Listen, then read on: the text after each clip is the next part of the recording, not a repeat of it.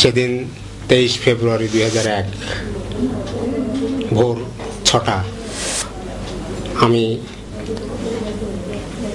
একটা গুলির শব্দে জেগে উঠি। জেগে ওঠার পরপরই আমার পাশে আমার মিসেস ছিলেন, সেও উঠে যায় এবং আমাকে বলে, দেখো তো বাইরে একটা গুলির শব্দ হলো, ঘটনাটা কি? আমি আস্তে আস্তে দরজার কাছাকাছি চলে যাই, 4 তলা থেকে জানালার কাছাকাছি যাই এবং রাস্তায় দেখি একটা লম্বা একটা লোক শুয়ে পড়ে গেছে রাস্তার উপরে। তো আমি তখনও বুঝতে পারছি না যে সে হারুন ভাই। প্রতিদিনই ভাই যখন অনেক ভোরে বেরোতেন, তা প্রতিদিন উনি আমাকে ডাকতেন গেট খুলে দেওয়ার জন্য।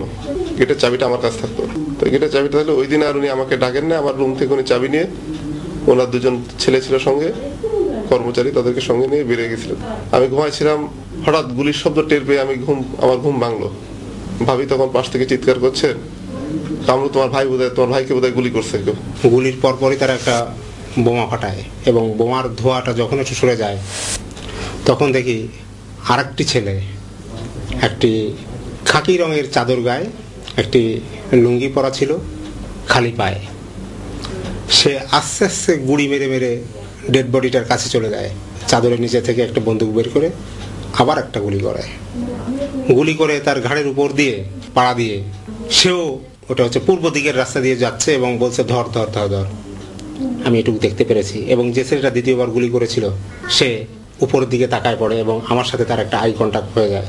আসলে আমরা একটু আতঙ্কিত ছিলাম এই কারণেই, তখন এই অঞ্চলটা সন্ত্রাসীদের জনপদ ছিল।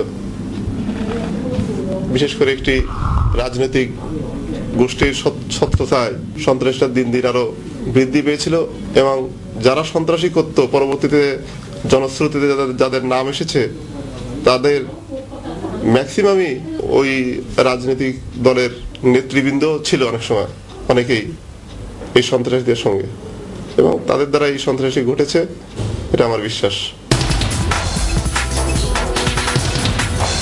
প্রথম যে গুলিটা করেছে সেটা হচ্ছে তার মাথার পিছন দিক দিয়ে, এবং পিছন দিক দিয়ে গুলি করলে সেটা তার চোখের ডান দিক দিয়ে ভেদ হয়ে গেছে। পরে যে গুলিটা করেছে, যে গুলিটা আমি প্রত্যক্ষ করেছি, সেটা হচ্ছে তার ঘাড়ের এখানে গুলি করেছে এবং সেই গুলিটা ঠেকিয়ে, বন্দুক ঠেকিয়ে গুলি করেছে। আমার যেটা ধারণা, আমি মনে প্রাণে যেটা বিশ্বাস করি সেটা হচ্ছে ওনার জনপ্রিয়তাটাই হচ্ছে ওনার এই পরিস্থিতির কারণ। পরবর্তীতে যেটা বুঝেছি এটা সম্পূর্ণ রাজনৈতিক হত্যাকাণ্ড। এই রাজনৈতিক হত্যাকাণ্ডটা সে যে রাজনীতির অনুসারী ছিলেন সেই অনুসারীর বাইরে প্রতিপক্ষ যারা, তারাই এই কাজটা করিয়েছে বলে আমি বিশ্বাস করি। হারুন ভাই মারা যাওয়ার 4 মাস 29 দিন পর, সম্ভবত আগস্টের 4 তারিখে আমার চাচা খুলনা বিশ্ববিদ্যালয়ের ট্রেজারার তার দায়িত্ব পালনকালীন অবস্থাতেই অত্যন্ত নির্মমভাবে একই কায়দায় গুলি করে হত্যা করা হয়। ওনাকে হত্যা করার মূল কারণ ছিল যারা আমার ভাইকে হত্যা করেছিল এবং যারা এই হত্যার পিছনে মদত দিয়েছিল তারা নিশ্চিত ধরে নিয়েছিল যে ট্রেজারার আব্দুর রাজ্জাক সর্দার যদি বেঁচে থাকে তাহলে হারুন সর্দার হত্যার বিচার হবে। পরবর্তীতে তারা বলেছে যে তোমাদের পরিবারে সিরিজ ধরে খুন করা হবে। অর্থাৎ এর পরবর্তী টার্গেট ছিল আমার ইমিডিয়েট ছোট ভাই। তখনকার দিনের পত্রপত্রিকায় তার নাম আছে এবং তাকে তখনকার দিনে জেলা এবং মহানগর পুলিশ 12 জন ফোর্স দিয়ে তাকে প্রোটেকশনে নিয়েছিল এবং আমাদের পুরো পরিবারই তখন পুলিশ প্রোটেকশনে ছিল। এটা পুলিশ বাদী হয়ে ময়নাতদন্ত করেছিল। আমরা জাস্ট শুধুমাত্র একটি এজাহার করেছিলাম যে একটি ঘটনা ঘটেছে, এই ঘটনাটি জানি। আমরা কারোর নাম তখন দিই নাই, কারণ নিজেরাই তখন নিরাপত্তাহীনতায় ভুগতেছিলাম। এই কারণে আমরা আর সরাসরি কাউকে নাম দিয়ে আর করি নাই। তো তখন এই অবস্থার কারণে এবং সরকার বিদায় নিয়েছে, আওয়ামী লীগ সরকার, যে কারণে ওই সন্ত্রাসীদের পক্ষেই আমাদেরকে বাধ্য করা হয়েছিল এফিডেভিট করে দেওয়ার জন্য। আমরা আদালতে এফিডেভিট করে দিয়েছিলাম। অনেকদিন তো প্রতীক্ষায় থাকলাম, 10টি বছর কেটে গেল। আমরা কেন, যারা এই হত্যাকাণ্ডের শিকার হয়েছে সবাই আমরা চাই যে একটা প্রতিকার হোক এবং সুষ্ঠু তদন্ত হয়ে বিচার হোক।